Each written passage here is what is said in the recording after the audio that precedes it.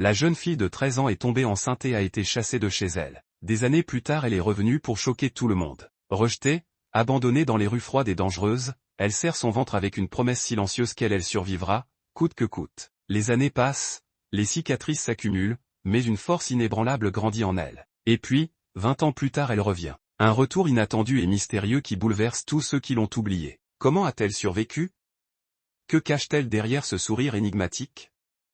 Son histoire va vous émouvoir, vous surprendre et vous laisser sans voix. Jusqu'à la fin de cette histoire, vous découvrirez la vérité stupéfiante sur ce retour impossible. Mélissa n'était qu'une enfant de 13 ans, une fille pleine de rêves et d'innocence. Dans son petit village où tout le monde se connaissait, elle passait ses journées à courir pieds nus sur les chemins poussiéreux, le sourire éclatant malgré les défis d'une vie modeste. Sa mère, autoritaire et obsédée par les apparences, veillait à ce que sa famille reste irréprochable aux yeux des voisins. Mais ce bonheur simple vola en éclats le jour où Mélissa découvrit qu'elle portait en elle une vie nouvelle. Quand elle annonça sa grossesse, le silence qui suivit fut plus terrifiant que les cris de colère qui éclatèrent ensuite. Sa mère, le visage déformé par la fureur et la honte, hurla qu'elle avait déshonoré la famille. Les mots cinglés comme des coups, traîtresse. Fille indigne. Comment as-tu osé? Le regard de son père était encore plus douloureux, froid et distant, comme si elle n'était plus sa fille mais une étrangère. La décision tomba comme une sentence irrévocable, elle devait partir. Cette nuit-là, sous le regard impitoyable de la lune, Mélissa fut jetée dehors avec pour seul bagage la peur et l'incertitude. Le vent glacial mordait sa peau tandis qu'elle marchait pieds nus, tremblante et le ventre noué. Chaque pas semblait la mener plus loin de son enfance et plus près d'un destin inconnu. Les premiers jours furent un cauchemar éveillé. Mélissa mendiait quelques morceaux de pain que les passants lui jetaient avec dédain, murmurant entre eux, « Voilà ce qui arrive aux filles sans honte ». Les regards de mépris la poignardaient autant que la faim qui lui tordait l'estomac. Les nuits étaient les pires, elle s'endormait sur des cartons humides, écoutant les hurlements des chiens errants et les échos lointains de rires moqueurs. Mais le pire moment arriva lorsqu'une pluie torrentielle s'abattit sur elle. Trempée, grelottante, elle serrait son ventre arrondi en murmurant des mots de réconfort à l'enfant qu'elle portait, « Ne t'inquiète pas, mon bébé, je te protégerai ». Pourtant, même ses promesses semblaient vaines face à l'horreur de sa situation. Un soir, alors que la faim et l'épuisement menaçaient de la submerger, Mélissa croisa le chemin d'une vieille dame qui semble aussi passer par cette histoire, et comprend la douleur de la fille, car elle était passée par là elle aussi. Ses yeux ridés exprimaient une compassion sincère. Elle tendit la main à Mélissa et l'emmena dans sa petite maison délabrée. Pour la première fois depuis des semaines, elle sentit la chaleur d'un foyer et le réconfort d'une couverture usée mais douillette. Les mois suivants furent rudes, mais Mélissa s'accrochait à cette maigre chance offerte par cette vieille dame bienveillante. Malgré la pauvreté et les difficultés, elle réussit à accoucher d'un petit garçon qu'elle nomma Samuel, symbole d'espoir dans ce monde sombre. Mais la vie restait impitoyable. Les sacrifices devinrent une seconde nature, elle mangeait moins pour nourrir Samuel, travaillait dur pour quelques pièces insignifiantes et endurait les humiliations quotidiennes. On murmurait sur son passage, certains la traitaient de mauvaise mère, d'autres riaient de son sort. Mais dans ses yeux brillait une flamme que rien ne pouvait éteindre, celle de l'amour et de la détermination. Malgré la peur, la honte et la solitude, Mélissa refusait de céder. Elle s'accrochait à une promesse silencieuse, un jour, elle reviendrait, forte et fière, pour prouver à tous qu'ils avaient eu tort. Les épreuves qu'elle endura forgèrent en elle une force inébranlable. Mais ce qu'elle ignorait encore, c'est que son destin allait bientôt basculer de manière inattendue. Un événement dramatique allait changer le cours de sa vie à jamais, la propulsant vers un avenir qu'aucun de ceux qui l'avaient rejeté n'aurait pu imaginer. Les années passaient, impitoyables, et la vie de Mélissa ne devenait pas plus facile. Son visage autrefois doux et naïf portait désormais les marques de la survie, des cernes creusées par les nuits sans sommeil, des mains calleuses témoignant du travail acharné et des yeux où brûlait toujours cette flamme inébranlable. Elle avait appris à se battre pour chaque morceau de pain, chaque vêtement usé, chaque sourire de son fils Samuel. Mais même l'amour inconditionnel d'une mère ne suffisait parfois pas à échapper à la cruauté du monde. Samuel grandissait dans la pauvreté et le dénuement, témoin de chaque insulte, de chaque regard de pitié. À l'école, les autres enfants se moquaient de lui, fils de la mendiante. « Tu finiras comme elle, un rat de rue. » Ces mots transperçaient le cœur de Mélissa plus cruellement que les coups. Elle savait qu'elle devait faire plus, mais comment briser ce cycle infernal de misère et de mépris? Un jour, alors qu'elle vendait quelques objets ramassés dans la rue pour une maigre somme, un groupe de malfrats les attaqua. Les hommes arrachèrent brutalement leur maigre butin, et lorsque Mélissa tenta de protéger Samuel, elle reçut un coup violent au visage. Elle s'effondra au sol, le goût du sang dans la bouche, mais ce n'était rien comparé à la terreur qu'elle ressentit en voyant son fils traîné au loin par les agresseurs. Un cri déchirant s'échappa de sa gorge, « Non. Laissez-le !»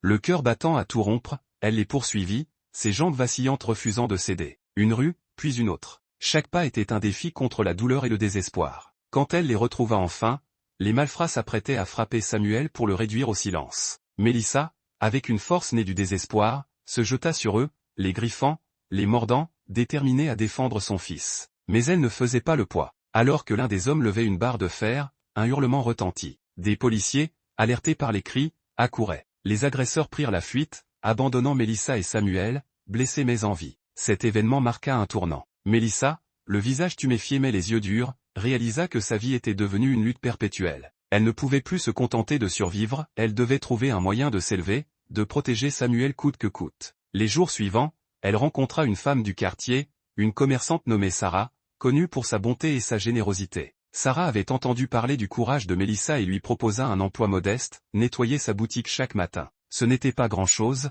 mais c'était un début. Mélissa accepta, reconnaissante. Le travail était pénible, mais elle s'y consacra avec acharnement. Peu à peu, Sarah lui apprit les rudiments du commerce, comment marchander, comment gérer les comptes, comment gagner la confiance des clients. Mélissa écoutait, observait et apprenait vite. Chaque pièce gagnée était une victoire, chaque journée de travail une étape de plus vers un avenir meilleur.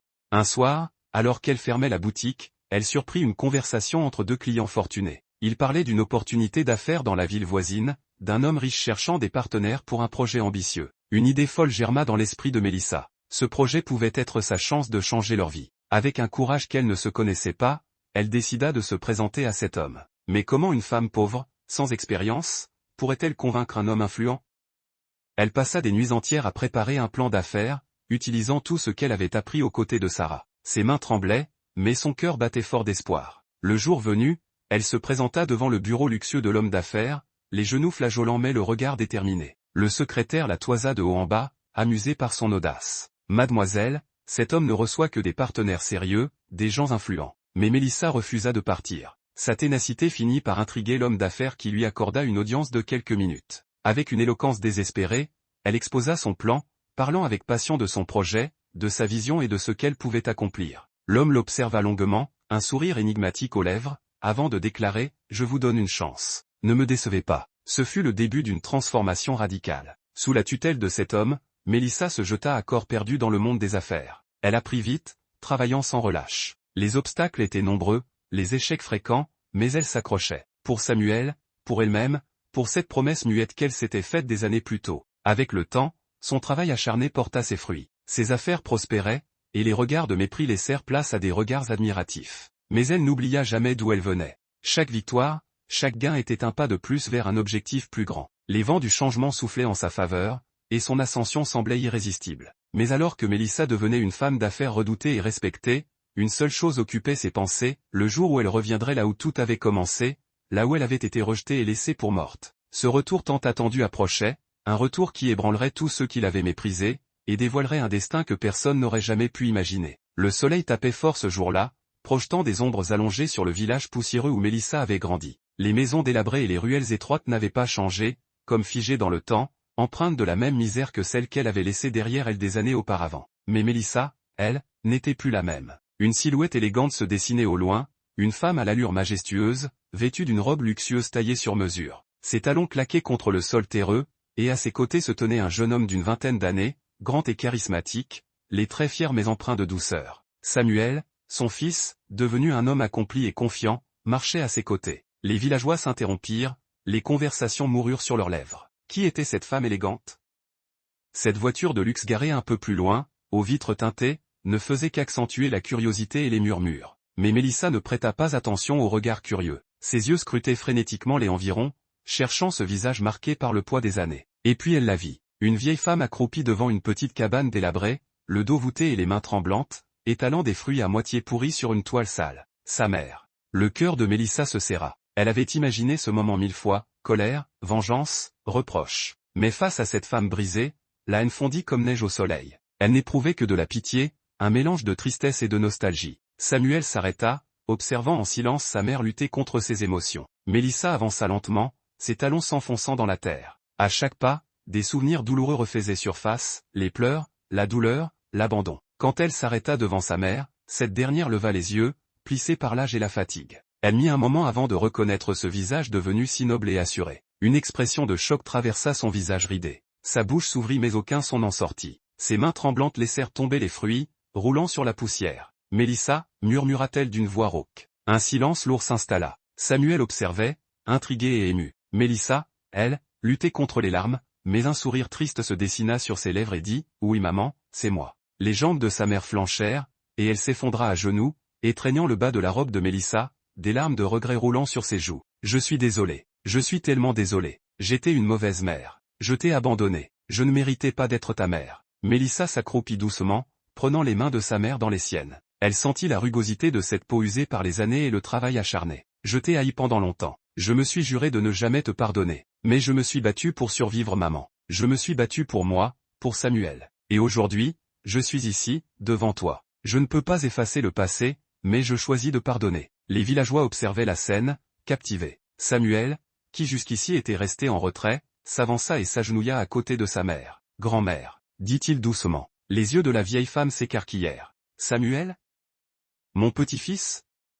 Il hocha la tête, un sourire tendre aux lèvres. « Oui, c'est bien moi. » Les pleurs de la vieille femme redoublèrent, mais cette fois-ci, c'était un mélange de soulagement, de joie et de regret. Mélissa l'aida à se relever et, d'un geste chaleureux, l'enlaça. Mais ce n'était pas la fin des surprises. Un homme âgé se fraya un chemin parmi les villageois. Son visage portait les stigmates d'une vie difficile, mais ses yeux d'acier exprimaient encore une certaine dureté. C'était le chef du village, l'homme qui avait ordonné l'expulsion de Mélissa il y a tant d'années. « Alors te revoilà, fille perdue ?»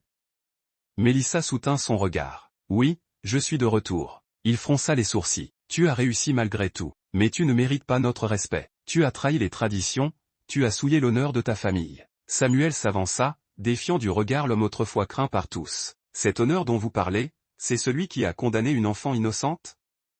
Qui l'a rejetée au lieu de la protéger?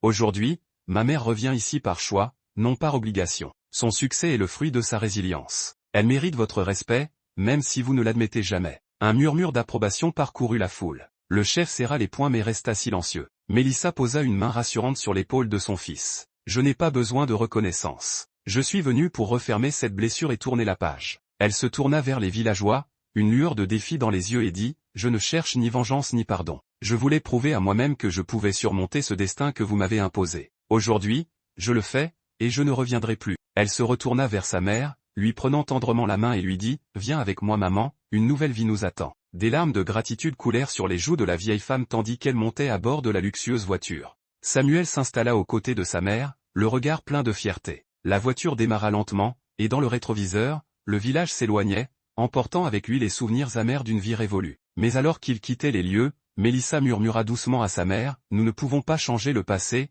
mais nous écrirons un avenir meilleur. » Les 3 générations, unies à nouveau, s'éloignèrent vers un nouveau chapitre, laissant derrière elles les ombres du passé. La vie nous confronte parfois à des choix déchirants, à des blessures profondes et à des injustices cruelles. Mais même les cicatrices les plus profondes peuvent devenir des marques de force et de résilience. Pardonner n'efface pas le passé, mais cela libère le cœur et ouvre la voie à un avenir meilleur. Car le véritable courage réside dans la capacité à transformer la douleur en puissance et à choisir l'amour là où la haine aurait pu régner. Et vous, pensez-vous que le pardon peut réellement guérir les blessures du passé, même les plus profondes? Dites-moi aussi si Mélissa a fait le bon choix de reprendre sa mère pour une nouvelle vie. Partagez tous vos avis dans les commentaires.